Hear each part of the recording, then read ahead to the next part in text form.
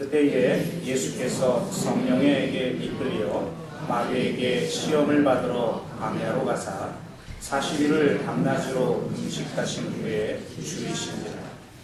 시험하는 자가 예수께 나와서 이르되 내가 만일 하나님의 아들이거든 명하여 이 돌들로 떡덩이가 되게 하라.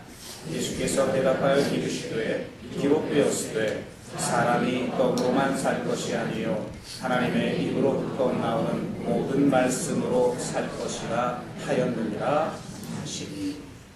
아멘.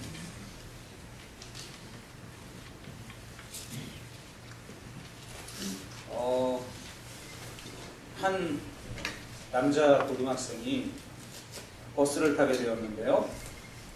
자리가 없어서 서서 가게 되었는데 그 버스에는 여학생들로 가득 차 있었다고 합니다. 그런 버스 타고 등교해 보신 경험들 많이 있으시죠?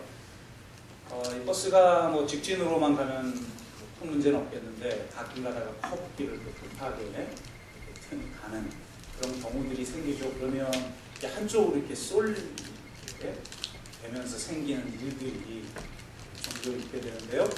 이 커브를 갑작스럽게 트니까 이렇게 한쪽으로 이렇게 쏠리게 돼버린 거예요. 근데 이제 자기가 쏠리는 곳 쪽에 여학생이 있는데 이렇게 본인의 마음에 들지 않는 그런 여학생이었나 봐요. 그러니까 하나님 앞에 기도했대요. 하나님 시험에 들게 하지 마옵소서. 기도했다고 해요. 근데 이제 반대쪽으로 또 다시 커브길을 딱 틀으니까 이제 반대편 쪽으로 몸이 쏠리는데 그쪽에는 좀 마음에 드는 여학생이 있었나 봐요. 그러니까 하나님 앞에 그렇게 기도했대죠. 하나님 뜻대로 하옵소서 라고 합니다. 어떤 상황이 시험이 되기도 하고 하나님의 뜻이 되기도 하는 경우를 보지만 인생을 살다 보면 명백하게 시험으로 보이는 일들이 있고 예외 없이 누구나 다 시험을 당하게 되는 경우들을 우리가 많이 봅니다. 그때 우리는 하나님이 계시지 않나? 혹은 하나님이 나를 버리셨나? 이런 의심이 들고는 하죠. 그리고 시험 내는 것 자체가 내가 무슨 죄를 지었나? 혹은 죄를 짓고 있나? 이런 생각들을 만들어냅니다. 그러나 성경을 보면 시험 받는 것 자체를 죄라고 하지 않습니다. 그 시험에 우리가 넘어지는 것을 죄라고 말을 하는 것이죠. 우리가 그나마 좀 위로가 되는 것은 예수님도 시험을 당하셨다라는 겁니다. 히브리서 4장 15절을 보면 이렇게 기록되어 있어요. 우리에게 있는 대제사장은 우리의 연약함을 동정하지 못하실 리가 아니요 모든 일에 우리와 똑같이 시험을 받으신 이로되 죄는 없으시니라. 그러니까 우리와 그분이 다른 이유는 그분은 시험을 당하지 않고 하나님의 아들이니까 우리는 인간이니까 시험을 당하는 게 아니라는 거예요. 우리와 똑같이 시험을 그분도 받으시는데 그분과 우리가 다른 건 우리는 넘어지지만 그분은 그 시험을 이기셨다라는 거예요. 그래서 예수님이 시험 당하신 장면 중에 가장 유명한 오늘 본문 말씀을 통해서 예수님이 당하신 시험이 어떤 의미인지 그리고 예수님은 그 시험을 어떻게 이기셨는지 또 그 시험을 통해서 우리에게 주는 메시지가 무엇인지를 우리가 한번 같이 살펴봄을 통해서 능히 시험을 이기는 그리스도인이 되는 저와 여러분 되시기를 주의 이름으로 축복합니다. 그 시험을 이기고 주님의 사명을 온전하게 감당하는 저와 여러분 되시기를 주의 이름으로 축복합니다. 예수님이 당하신 시험의 성격을 보여주는 첫 번째 힌트는 바로 이 1절에 있는 그때에 라는 구절이에요. 여러분 그때에 시험을 당한 건데 그때가 언젠가 우리가 지난주 말씀을 나눈 장면이죠. 예수님이 요단강에서 세례를 받고 하늘이 열리며 성령이 비둘기같이 임하고 하늘에서 복된 소리가 울려 퍼집니다. 이는 내 사랑하는 자요 내 기뻐하는 자다. 이런 놀라운 경험을 한 바로 그때 예수님은 시험을 당하셨다. 우리는 시험 당하면 하나님이 없는 거 아니야? 하나님이 나를 버리셨는 거 아니야? 뭐 이런 생각들을 하죠. 그런데 바로 이렇게 하나님을 가장 강력하게 경험한 때, 이때도 시험을 당하게 된다라는 겁니다.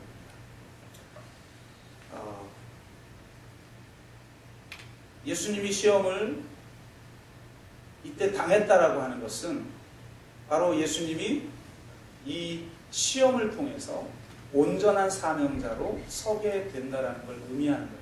다른 말로 말하면 하나님이 없기 때문에 시험 당하는 것이 아니라 하나님의 은혜를 가장 강력하게 경험할 때도 우리가 시험을 받을 수 있는데, 그 시험은 우리가 하나님의 사명자로 부름을 받았기 때문에 당하는 시험이라는 거예요.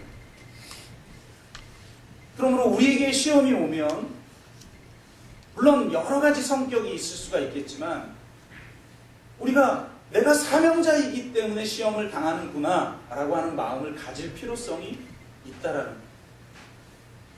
우리는 사명자로 살면서도 사실 하나님 나라를 위한 영적 일꾼으로 살아가지 못하는 때가 참 많아요. 목회자도 마찬가지죠. 하나님 나라를 일을 한다고 하지만 실질적으로는 자기 유익을 위해, 자기 욕망을 채우고자, 자신의 왕국을 건설하고자 그 일을 할 때가 얼마나 많이 있습니다. 그래서 하나님의 사명이 얼마나 많이 왜곡되기가 쉽습니다. 그렇기 때문에 우리가 시험을 통과해야 해서 연단되어지고, 그 시험을 통과하는 가운데 진정한 하나님의 뜻이 무엇인가, 그래서 그분의 뜻을 이루어드리고 그분의 말씀을 성취시키는 그런 사명자로서의 삶을 살아가야 될 줄로 믿습니다. 두 번째는 예수님이 시험당하신 것은 이스라엘의 실패, 더 나아가선 전 인류의 실패를 만회하기 위해서입니다. 예수님은 성령에 이끌려 지금 광야로 나아갔다고 말하고 있어요. 여러분, 이왕 모든 인생이 다 광야를 경험하는 거라면 내 죄로 인해서 그냥 내 팽개침 당하는 그러듯이 그렇게 광야로 가지 말고 성령에 이끌려 나아가는 저와 여러분 되시기를 주의 이름으로 축복합니다. 근데 성령에 이끌렸다라는 건 거기에 하나님의 뜻이 있다는 거예요. 하나님의 뜻 안에 있는 시험이라는 말씀이죠. 특별히 그 뜻이 무엇인가, 그 시험의 성격을 명확하게 보여주는 단어는 바로 광야, 그리고 40일, 그리고 줄이셨다. 이것은 이스라엘 백성들이 광야에서 40년간 유리하는 기간 동안 시험을 받은 것과 관련이 있죠. 근데 이 과정에서 이스라엘은 철저히 실패했어요. 그래서 이 실패한 이스라엘을 대신하여 예수 그리스도께서, 하나님의 아들이신 그분이 이 땅에 오셔서 참 이스라엘로 오셔서 이스라엘이 실패한 그것을 성취하십니다.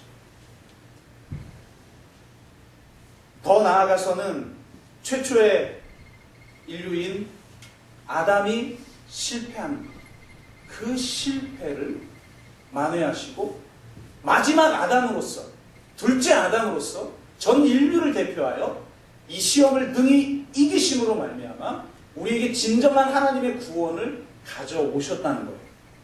히브리서 5장 8절에서 9절 말씀을 이렇게 기록합니다. 그가 아들이시면서도 받으신 고난으로 순종함을 배워서 온전하게 되셨은즉. 참 큰 위로가 되죠. 여러분, 하나님의 아들이신 예수님도 그냥 온전하기 때문에 시험을 이긴 게 아니라 이 시험의 과정을 통해, 이 고난의 과정을 통해 온전함을 배웠다는 겁니다. 순종함을 배워서 온전하게 되었다라는 거예요. 이게 신앙의 여정인 것이죠. 온전하게 되셨은즉 자기에게 순종하는 모든 자에게 영원한 구원의 근원이 되시고. 아멘. 이분이 이기셨다는 거였어요. 그래서 우리가 그분을 믿고 그분 안에, 예수 그리스도 안에 살 때 그분의 이기심이 우리 삶 속에 나타나게 된다는 거예요. 그래서 우리가 능히 예수님이 받으셨던 시험을 동일하게 우리도 받게 되는데, 예수님이 이기셨듯이 능히 이길 수 있게 되는 것이죠. 이게 복음인 것이죠. 우리 힘으로 도저히 이길 수 없는 것, 우리는 끊임없이 실패할 수밖에 없는데 바로 예수 그리스도가 승리하심으로, 바로 우리가 예수 그리스도 안에 있을 때 우리도 승리하게 된다는 것, 그것을 우리에게 보여주고 있는 것입니다. 저와 여러분이 항상 그리스도 안에서 이 시험을 능히 이기는 분들이 되시기를 주의 이름으로 축복합니다. 그럼 예수님은 어떻게 시험을 이기셨는가에 대해서 먼저 나누기를 원하는데요. 첫째, 그분은 본질을 붙드셨어요. 사단이 우리를 유혹할 때 쓰는 여러 가지 방법이 있는데 그중 가장 많이 쓰는 방법 중에 하나가 뭐냐면 만일을 붙이는 거예요. 예수님께도 그러죠. 만일 내가 하나님의 아들이거든 이라고 이야기를 합니다. 이 만일을 붙이게 될 때는 독특한 의심이 우리 안에 작동하기 시작해요. 이 만일에는 부정적 의미와 긍정적 의미가 있는데요. 부정적 의미는 이런 거죠. 부정적으로 쓰일 때는 이렇게 쓰입니다.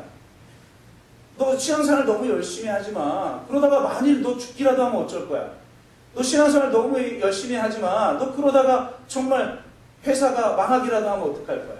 너 너무 열심히 하지 마. 너무 급진적 제자도 따르지 마. 그러다가 너의 가정 망가지면 어떡할 거야.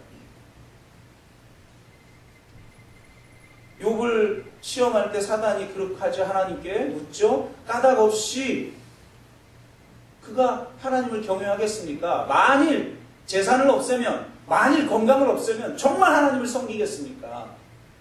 이런 유혹의 방법을 사용하죠. 긍정적인 의미로도 쓰이곤 합니다. 우리를 죄의 자리로 자꾸 유혹하면서 이렇게 얘기하죠. 내가 믿음이 있다면 이 정도는 이길 수 있지 않겠느냐. 그러면서 우리를 죄의 자리로 자꾸 우리를 지나치게 과장하게 만들어서 우리를 시험에 들게 하죠. 그러니까 사단이 놀랍게 우리를 유혹할 때 이 만일을 사용한다는 거예요. 예수님께도 사용했는데요. 여러분, 너무나 당연한 건 인식하기가 어려워요.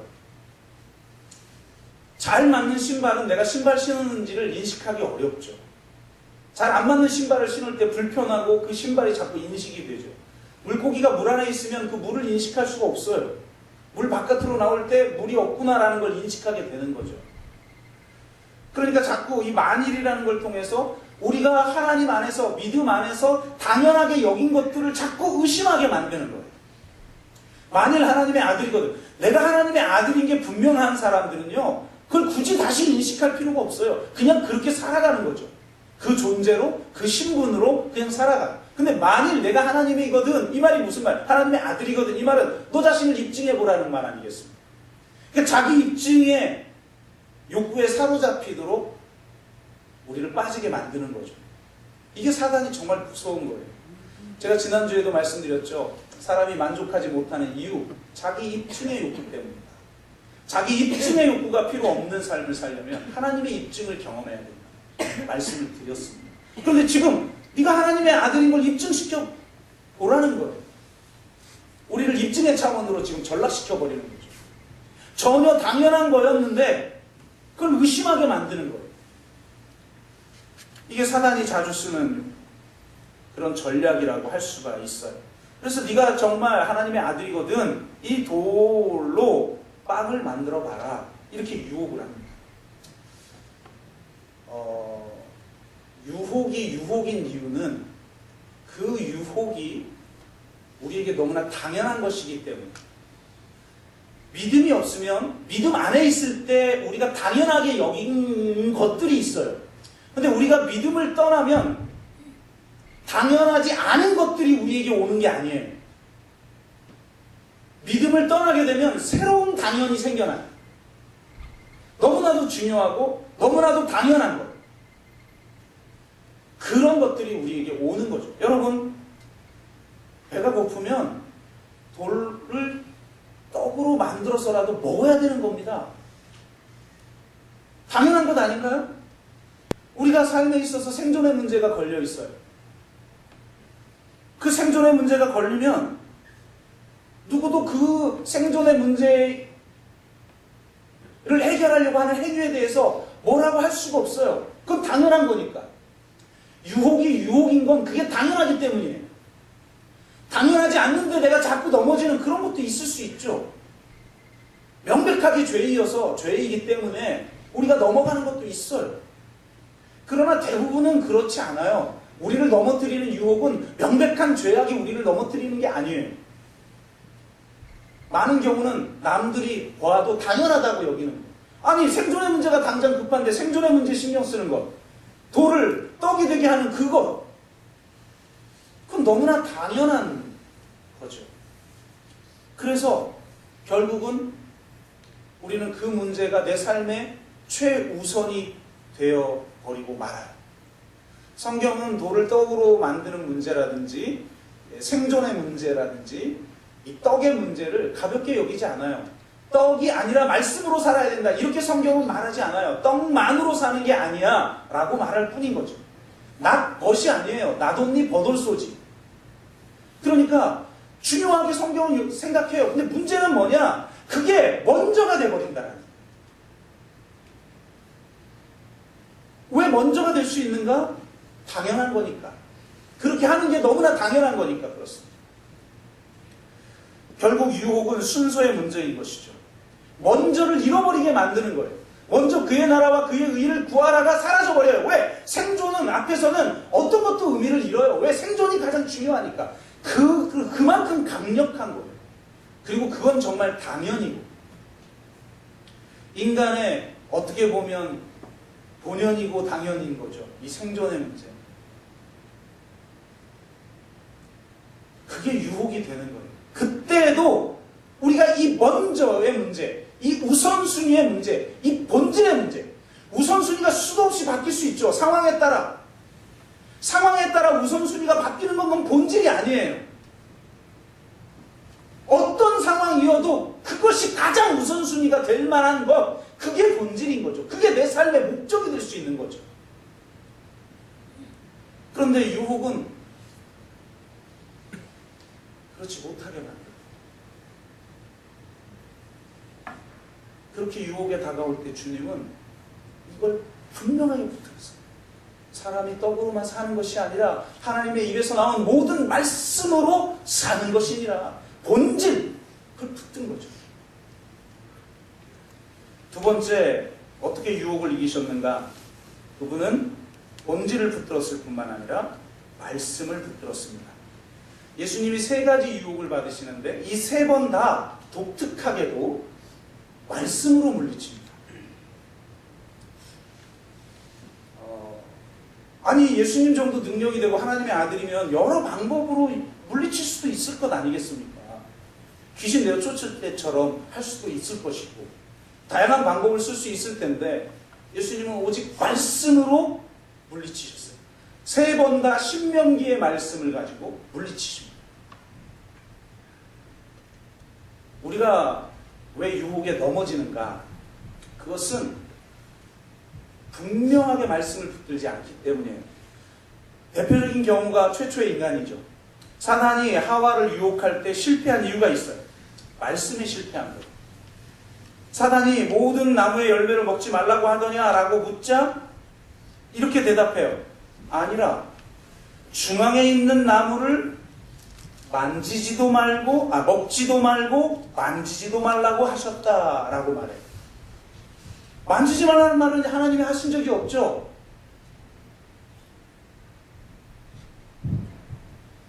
말씀에 플러스를 한 거죠.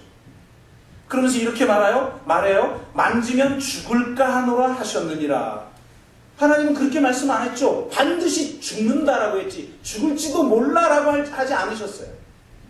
말씀에 마이너스를 한 거죠. 우리는 하나님의 말씀을 붙든다고 하면서도 절묘하게도 자신의 기대와 자신의 유익과 자신의 욕망에 맞춰 하나님의 말씀에 플러스를 하거나 마이너스를 합니다. 내 욕망을 채우고 나의 유익을 추구하는데 곤란한 말씀은 사실 별로 집중하지 않아요. 내 욕망을 채울 수 있는 말씀, 나에게 유익을 줄 수 있는 말씀, 나를 위로할 수 있는 말씀만 붙들죠. 그래서 그 말씀을 플러스하거나 마이너스 했기 때문에 하와가 실패합니다. 예수님은 그래서 말씀이 중요합니다. 하나님의 말씀이 뭐라고 말씀하시는가? 이걸 분명하게 붙들 때 우리가 유혹을 이길 수 있는 거예요. 여러분, 예수님이 대단히 어려운 말씀으로 이긴 게 아니에요. 일부러 신명기 말씀만 가지고 한 것이고, 그분이 사용하신 말씀도 너무나 유대인들이 잘 아는, 그들이 쉐마의 말씀으로 날마다 상고하고 외우는 그런 말씀 중에 하나예요. 여러분, 우리가 말씀을 몰라서 유혹에 넘어집니까? 그렇지 않잖아요. 너무나, 이거 무슨 알기 어려운 그런 말씀이 아니에요. 너무나 쉬운 말씀이에요. 그들이 항상 묵상하는 유대인들이, 이 듣는 사람들이 이게 어디 있는 말씀인지 다 아는 그런 말씀을 이야기한 거예요. 내 안에 말씀의 정보가 없어서 우리가 실패하는 게 아니에요. 하나님의 말씀이 내 말씀이 되지 않기 때문에 실패하는 거예요. 하나님의 말씀이 내 말씀이 돼. 다 알지만 그게 내 말씀이 되지 않으니까 이 유혹의 상황에서는 우리가 그 말씀을 붙들지 않아요. 왜? 나를 힘들게 하니까. 나를 어렵게 하니까. 나를 대가를 지불하게 하니까. 대가를 지불하지 않아도, 주님의 말씀에 순종하는 수고를 하지 않아도 은혜받고 축복받는 말씀들이 널려 있는데요. 여러분, 무서운 거는 사단이 두 번째, 예수님이 말씀으로 대응해서 자기를 물리치니까 두 번째는 말씀으로 유혹을 해요. 두 번째 시험은 사단이 하나님의 말씀을 사용해요. 하나님의 말씀이 내 안에 있느냐 없느냐보다 더 중요한 것은 그 말씀을 진짜 내 말씀으로 여기느냐, 그 말씀을 그 말씀대로 내가 받아들이고 순종하느냐. 전혀 유혹이 올 때, 내가 세상을 쫓아 살아가고 싶을 때 그걸 정당화시켜줄 말씀이 성경에 수두룩합니다. 내가 굳이 십자가 지지 않아도 되고, 내가 굳이 이 땅 가운데 공평과 정의를 위해서 살지 않아도 되고, 내가 이 땅 가운데 유익을 위해, 축복을 위해서만 살아도 충분한, 그걸 뒷받침해주는 구절이 수두룩해요. 아니, 탐욕의 복음과 번영의 신학을 말하는 사람들이 하나님의 말씀 없이 말하는 줄 아십니까? 하나님의 말씀 붙들어서 그 말씀이 사용됐던 맥락과 상관없이 사용하는 거죠. 내 유익을 위해서, 내 욕망을 위해서. 중요한 거는 진짜 하나님의 말씀이 어떤 상황에서 그 말씀을 적용하길 원하시는지를 깨닫고 그 말씀을 내 말씀으로 받아들여서, 아주 단순한 말씀이지만 그 말씀을 붙들고 나아가는 거예요. 그래야 유혹을 이기는 거예요. 정말 하나님의 말씀이 여러분의 말씀이 되기를 주의 이름으로 축복합니다.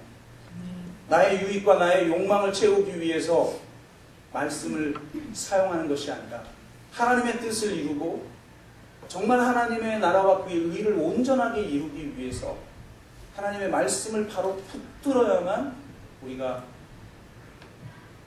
유혹을 이기게 될 줄로 믿습니다.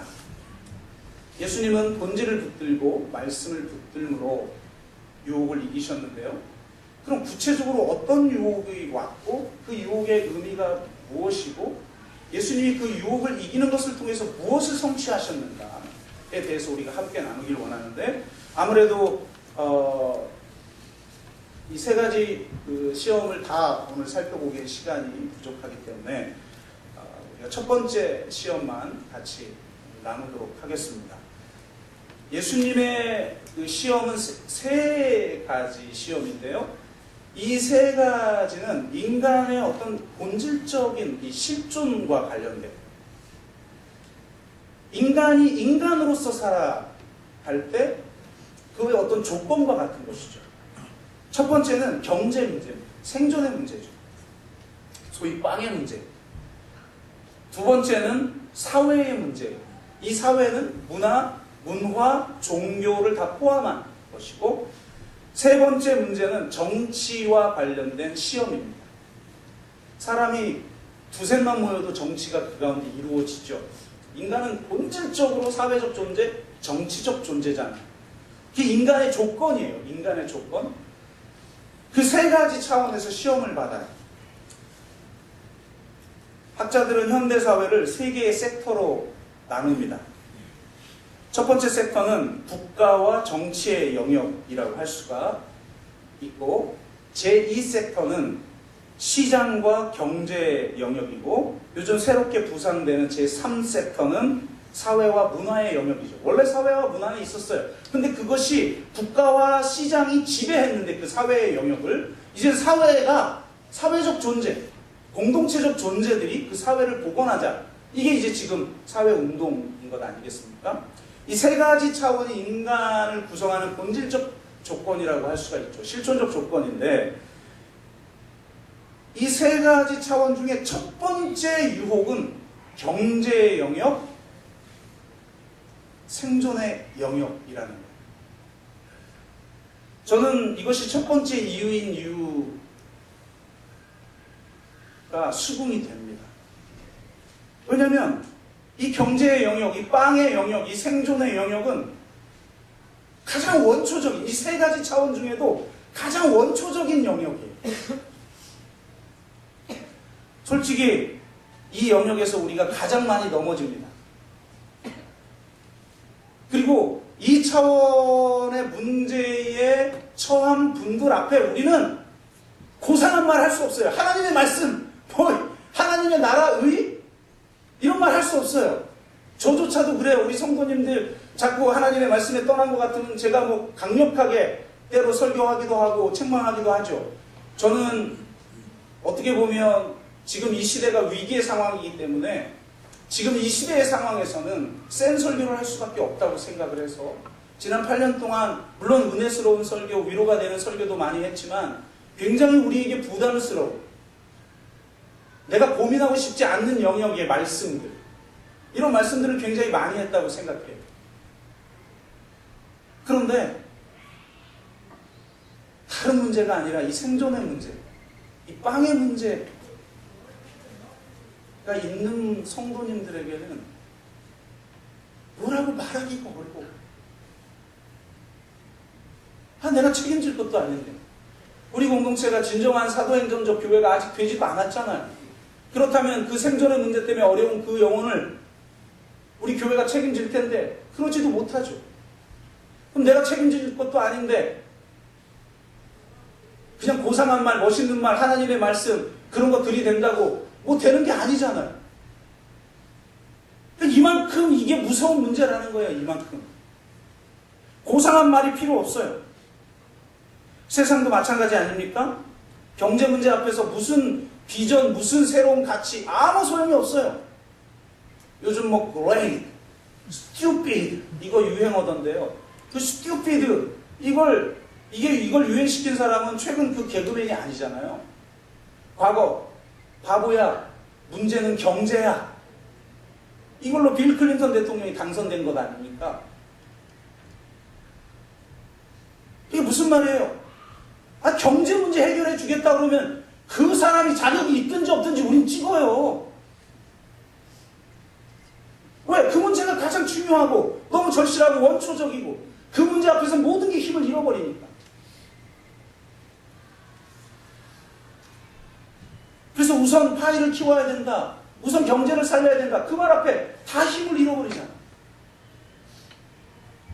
세상도 그렇고 우리의 실존도 마찬가지인 것 같아요. 그러니까 이게 가장 큰 문제고 가장 원초적인 문제이니까 이 문제에 대한 시험을 가장 먼저 받게 되는 것이죠. 내가 하나님의 아들이거든 돌을 떡으로 만들라. 이 요구 앞에 예수님은 어떻게 반응을 하셨을까? 사람이 떡으로만 살 것이 아니라 하나님의 입에서 나온 모든 말씀으로 살아야 할지니라. 아멘? 여러분 이거 솔직히 아멘 쉽게 못합니다. 빵으로 살만한 사람들은 이 아멘이 쉽게 되죠. 빵의 문제가 별로 없는 사람들 아멘 쉽게 되죠. 근데 당장 내가 빵의 문제에 걸려있는데 이 고백 쉽지 않아요. 여러분 복음은 쉬운 게 아니에요. 복음은 와서 죽으라고 부르시는 하나님의 부르심이에요. 내가 목숨을 걸고 그 말씀 딱 붙들겠다고 하지 않는 한 쉽게 지킬 수 없는 거예요. 그럼 예수님의 그 대답의 그 본질이 뭐냐? 저는 크게 두 가지 우리에게 메시지를 주고 있다고 생각하는데 첫째는 소유의 삶이 아니라 존재의 삶을 살아라 라는 거예요. 이 세상은 우리를 소유의 패러다임으로 묶어버려요. 강력한 규정력을 가지고 있어요. 경제는. 그 경제가 모든 시스템, 이 체제 자체를 규정하고 있기 때문에 우리가 이 세포 하나하나가 이미 우리는 경제적 인간으로 변질되어 있어요. 이게 우리가 육을 입고 있다는 것의 의미 중에 하나인 것이죠. 그래서 그래서 우리는 끊임없이 잠깐 악취하는 순간 우리는 다시 소유적 존재로 전락해서 끊임없이 소유를 통해 내 가치를 증명하려고 하죠. 이 자본주의 사회는 특별히 교환 가치를 통해서 자신의 가치를 증명시켜야 되잖아. 그래야 존재의 가치가 있으니까. 그러니 이 소유적 삶으로 우리는 살아갈 수밖에 없는 거죠. 이런 삶을 넘어서 진정으로 존재적 삶을 살라. 이것이 주님이 주시는 메시지인데요. 지금 보니까 시간이 좀 많이 갔기 때문에 이 주제는 다시 다른 마태복음 본문을 통해서 한 번 더 강조하기로 하고, 두 번째 주는 메시지, 이 성경 구절을 한 번 더 묵상해서 우리가 소유적 삶이 아니라 존재적 삶을 살아야 된다라는 메시지가 나오는데, 이 성경 본문 자체가 직접적으로 주는 메시지를 함께 나눔을 통해서 우리가 같이 은혜를 나누기를 원하는데요. 예수님의 대답은 신명기 8장 말씀이에요. 예수님이 신명기 8장 말씀을 온전하게 이야기하지 않고 중간을 떼서 말씀을 하셨어요. 이건 상당히 성경 해석상 아주 안 좋은 해석 방법이에요. 근데 예수님이 그렇게 할 수 있었던 이유는 이것만 말해도 듣는 모든 사람이 알고 있기 때문이에요. 유대인들은 날마다 일어나자마자 신명기 쉐마의 말씀을 외워요. 그래서 예수님이 지금 이 말씀만 해도 이게 무슨 말씀인지를 알아요, 사람들은. 성경을 우리처럼 그냥 핸드폰만 켜도 나오는 그런 게 아니기 때문에 그들은 거의 외워서 묵상을 했거든요. 제가 신명기 8장 2절에서 3절 말씀을 읽어드릴게요. 이런 구절이에요. 그러니까 예수님이 인용한 구절의 의미가 드러나게 되죠. 내 하나님 여호와께서 이 40년 동안, 40이라는 단어가 나옵니다. 내게 광야 길을 걷게 하신 것을 기억하라. 광야가 나오죠. 이는 너를 낮추시고 너를 시험하사, 시험이라는 단어가 나오죠. 내 마음이 어떠한지 그 명령을 지키는지 지키지 않는지 알려 하심이라. 너를 낮추시며 너를 줄이게 하시며, 줄인다는 말이 나오죠. 또 너를 알지도 못하며 내 조상들도 알지 못하던, 이게 주어입니다. 이게 지금 예수님이 인용한 구절에는 주어가 빠져 있어요. 만나를 내게 먹이신 것은 사람이 떡으로만 사는 것이 아니요 여호와의 입에서 나오는 모든 말씀으로 사는 줄을 내게 알게 하려 하심이니라. 주어가 빠지면 위법도 이게 성사가 안 되잖아요. 그래서 주어가 없습니다 이렇게 변론한 유명한 사건이 있는 것처럼 주어가 명확해야 돼요. 그러면 예수님이 사용하신 이 사람이 떡으로만 살 것이 아니라 하나님의 말씀으로 살아야 한다라는 이 구절의 주어가 뭐냐? 만나를 먹이신 것은 이에요. 그러니까 예수 그리스도께서 하신 이 말씀의 직접적인 배경은 만나 사건이라는 거죠. 신명기 8장의 배경은 출애굽기 18장이에요. 이스라엘이 홍해를 건너고 나니까 광야에서 직진하면 얼마 걸리지도 않는 가나안 땅인데도 건너자마자 먹을 게 없으니까 하나님 앞에 불평해요. 그래서 하나님이 그때 이렇게 말씀을 하시는데요. 16장 4절, 18장 4절이에요. 그때에 여호와께서 모세에게 이르시되 보라, 내가 너희를 위하여 하늘에서 양식을 비같이 내리리니 백성이 나가서 일용할 것을 날마다 거둘 것이라. 이같이 하여 그들이 내 율법을 준행하나 아니하나 내가 시험하리라. 이렇게 말하고 있어요. 굉장히 놀랍죠? 먹을 게 없으니까 생존의 문제가 걸리니까 불평할 수밖에 없죠 라고 지금 하는 거예요. 그러니까 하나님이 지금 뭐라는 거예요? 알았어, 그럼 내가 챙겨줄게, 내가 채워줄게.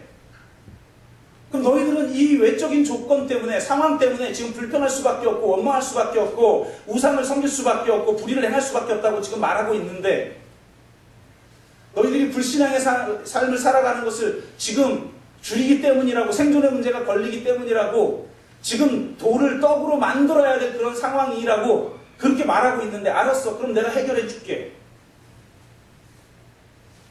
진짜 너희들이 이걸 해결해 줬는데도 하나님의 말씀을 따르는지 아닌지 내가 지켜볼게. 그렇게 말하고 있어요. 우리는 많은 경우 생존의 문제, 그게 가장 중요하죠. 내가 그 생존의 문제 해결하고 나서 그 다음에 내가 영적인 사람이 될게요. 내가 그 다음에 하나님 나라와 의를 위해서 살아갈게요 라고 말을 하죠.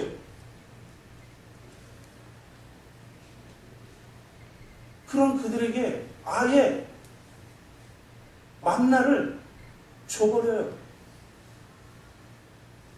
만나가 있어서 이 어느 정도냐면 양식을 비같이 저기 보니까 만나가 하나 있어요. 저쪽에 보니까 하나가 있어요. 저 멀리 와 뛰어가 서로 그걸 가지고 가. 이게 아니라 입만 벌리고 있으면 떨어질 정도로 비같이 내렸대요. 만나가. 그렇게 충족되어졌는데 그들이 하나님을 경외했습니까? 그들이 하나님의 의, 공평과 정의를 온전하게 실현하였습니까? 40년 동안 원망했어요. 외적인 조건 때문에 불평하고 내가 불신앙을 사는 것 같죠? 외적인 조건을 채워줘도 똑같았다 이 말이에요. 그러니 너희 안에 있는 근원적인 문제들 그걸 보라 이렇게 말씀하시는 거죠. 두 번째 더 중요한 게 있습니다. 하나님의 말씀으로 살아간다는 게 뭘까? 이 만나를 주시면서 하나님이 이렇게 말씀하시죠. 일용할 양식을 너에게 주노니 라고 말씀하셔요. 보세요. 비같이 내려요 만나가. 그럼 내 힘껏 거두면 하루치뿐만 아니라 1년치도 내가 소유할 수 있죠. 그런데 일용할 양식만 줘요. 내가 이틀치, 1년치 거두면 그냥 썩어버려요. 그러니 내가 이렇게 모으다 보니까 이틀치, 3일치 혹은 일주일치를 내가 모았어요. 어차피 모아봤자 썩는데 어떻게 할까요? 나오지 못한 사람들, 병이 들어 혹은 장애가 있어서 여러 가지 어려움 때문에 만나를 거두지 못하는 사람한테 나눠줘요. 이 일용할 양식이 이렇게 무서운 거예요. 왜 우리가 주기도문에서 일용할 양식을 주옵시고 라고 기도해야 하느냐? 하루치 말고 우리는 저 일주일치 하나님 1년치 좀 주세요. 대박나게 해주세요. 그래서 요즘 또 비트코인 난리 났잖아요. 왜? 우리 안에 소유의 욕망이 있으니까 소유의 패러다임에 완전히 노예가 된 삶인데 비트코인 내가 하면 그 자체가 지금 나쁘다라는 말씀을 드리는 게 아니잖아요. 그걸 접근하고 있는 우리 안에 있는 욕망을 보라는 거예요.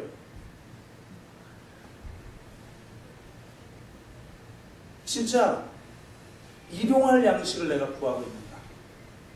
일용할 양식의 본질은 뭐예요? 많이 남는 자는 남음이 없고 적게 거둔 자는 모자람이 없는 하나님 나라 백성의 공동체를 세우는 거예요. 그게 바로 하나님의 말씀을 지키는지 지키지 않는지를 보는 거죠. 여러분 만나가 가나안 땅에 들어가고 나면 만나가 더 이상 내리지 않아요. 광야 40년은 훈련의 시간이었던 거예요. 너희들이 진짜 일용할 양식을 통해서 세울 하나님 나라 백성의 공동체로 훈련됐는가? 그래서 만나가 없이도 많이 거둔 자는 남음이 없고 적게 거둔 자는 모자람이 없는 진정한 하나님 나라 백성의 공동체로 너희들이 세움을 받을 것인가? 그걸 너희들이 약속의 땅에서 이루라 라는 거죠. 그러나 이스라엘 백성들은 실패했어요. 그래서 실패한 그 이스라엘 백성들의 그 실패를 만회하고 진정으로 하나님의 구원과 하나님의 뜻을 성취하기 위해서 주님이 이 땅에 오셨기 때문에 첫 번째 유혹이 이 경제적 영역의 유혹이요, 돌을 떡으로 만드는 유혹이에요.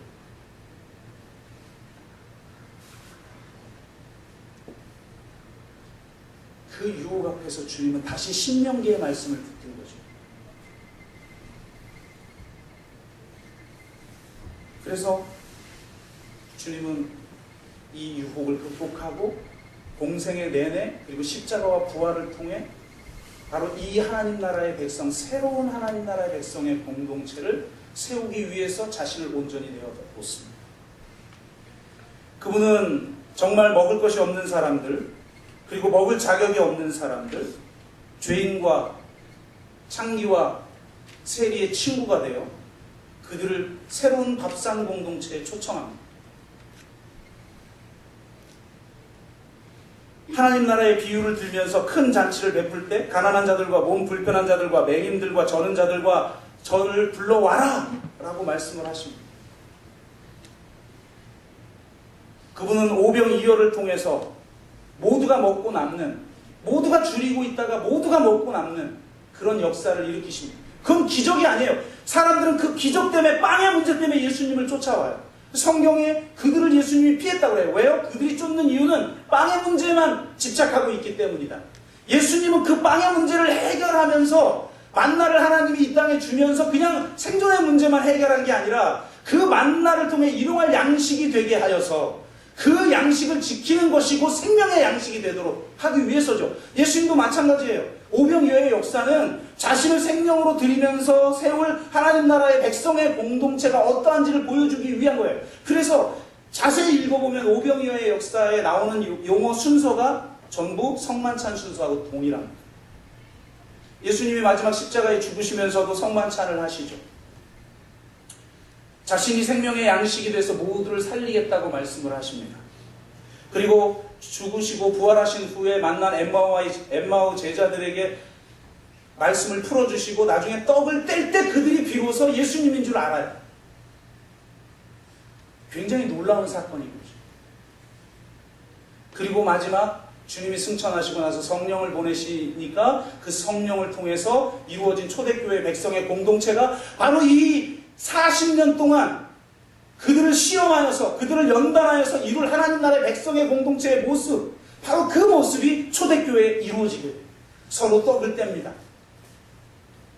서로 온전하게 용서합니다. 자기 것을 자기 것이라고 주장하지 않아요. 왜? 이미 소유의 패러다임은 십자가에 못 박혀 죽고 이제 존재의 패러다임, 나눔의 패러다임, 하나님 나라 백성의 패러다임으로 바뀌었는데요. 그러니까 자기 것을 자기 것이라고 주장하지 않고 사도들의 발 앞에 놓으니까 사람들이 필요에 따라 써서 그 가운데 가난한 자가 하나도 없었더라라는 역사가 이루어지는 거예요.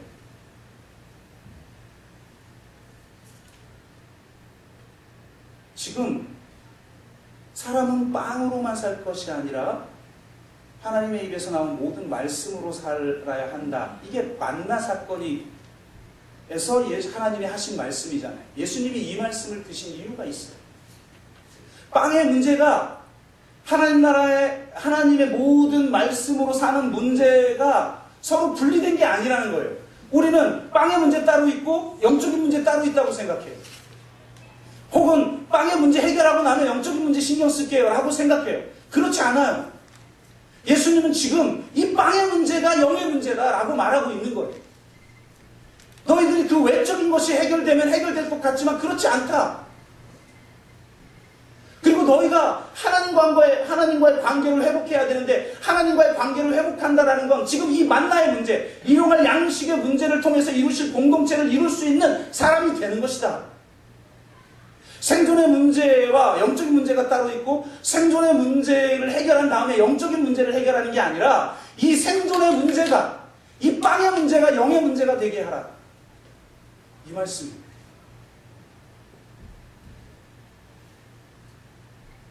러시아 기독교 신비주의자인 베르자예프는 이런 말을 했어요. 떡을 나눌 때 그 떡은 더 이상 떡이 아니라 말씀이다. 빵의 문제가 따로 있고 말씀의 문제가 따로 있는 게 아니라 예수님이 이 말씀하신 이유는 뭐냐면 이 빵이 말씀이 되도록 하라는 말이에요. 빵이 말씀이 되기 위해서는 자기를 내어주는 그 십자가적 희생이 서로에게 있을 때만 가능하다. 그래서 주님이 먼저 십자가에서 죽으시고 부활하시고 우리가 믿음 안에서 예수 그리스도 안에서 믿음을 통해 예수 그리스도 안에서 우리는 그리스도와 함께 죽고 그리스도와 함께 살아 이전에 소유의 삶을 살던 사람, 내 유익과 내 욕망만을 추구하면서 살아가던 사람, 생존의 문제가 가장 중요하기 때문에 생존의 문제를 해결해야 된다라고 하는 이 사회의 이데올로기를 수능하며 오직 생존의 문제에만 수능하고 주일날 하루 와서 예배 잠깐 드리고 나머지 7일은 그냥 빵의 문제에만 매진하는 그런 삶이 아니라 이제 빵의 문제가 말씀의 문제가 돼요. 진정으로 그 빵의 문제를 해결하는 과정이 그 빵의 문제가 곧 영의 문제가 되고 그 빵의 문제가 곧 하나님의 나라와 의를 구하는 문제가 되도록 하는 삶, 그것이 그리스도인의 삶인 줄로 믿습니다. 주님이 바로 그런 나라를 새롭게 세우기 위해서 십자가에 죽어서 이 땅에 오셨고 공생애를 사셨고 십자가에서 죽으시고 부활하신 것입니다. 그 목적을 분명히 하기 위해서 지금 바로 이 말씀을 통해 사단의 유혹을 이긴 것입니다. 말씀을 맺습니다. 저나 여러분이나 누구나 시험을 받습니다. 주님도 시험 당하셨다는 걸 기억하십시오. 우리가 사명자이기 때문에 시험을 당하는 겁니다. 그 시험과의 분투가 우리 가운데 있는 거예요. 대부분의 사람들은 시험과 싸우지 않아요. 시험이 있으면 그게 시험인지도 모를 뿐만 아니라 시험이 오면 그냥 거기에 순응하고 살아가요. 그걸 순응해도 괜찮은 말씀으로 나를 위로할 뿐이죠. 근데 우리는 그 시험의 상황에 진짜 필요한 아주 단순한 말씀, 어려운 말씀이 아니라 그 단순한 말씀을 붙들고 이겨야 합니다. 본질을 붙들고 말씀을 붙드는 저와 여러분 되시길 바랍니다. 진짜 빵의 문제가 영의 문제가 되도록 하십시오. 나 하나님 만났다고 하고 나 구원받았다고 하지만 진짜 빵의 문제 따로 영의 문제가 따로인 사람은 참 그리스도인일 수가 없는 것입니다. 저와 여러분 가운데 정말 그런 역사가, 이 공동체 가운데 그런 역사가, 이 세상 가운데, 이 땅 가운데 그런 역사가 일어나기를 주의 이름으로 축복합니다. 시험이 오면 하나님 없다고 하지 말고 하나님이 나를 버렸다고 하지 마십시오. 말씀을 붙드십시오. 아프리카 선교사 리빙스턴은 수많은 고난과 시험을 당하였습니다. 그런데도 위대한 하나님의 사람으로 저희에게 알려져 있습니다. 많은 사람이 물어요. 어떻게 그 힘든 고난의 길과 시험 가운데에서도 끝까지 하나님의 사명을 감당할 수 있었느냐? 그랬더니 그는 이렇게 말합니다. 비결은 하나입니다. 마태복음 마지막 장 마지막 절입니다. 그게 우리를 이기게 하는 비결입니다. 볼지어다 내가 세상 끝날까지 너희와 항상 함께 있으리라. 아멘. 하나님이 없는 것 같은 십자가적 상황에 놓여 있을 때 그분이 나와 함께 있다는 것을 반드시 기억하고 시험에서 능히 이기는 저와 여러분 되시기를 주의 이름으로 축복합니다. 기도하겠습니다.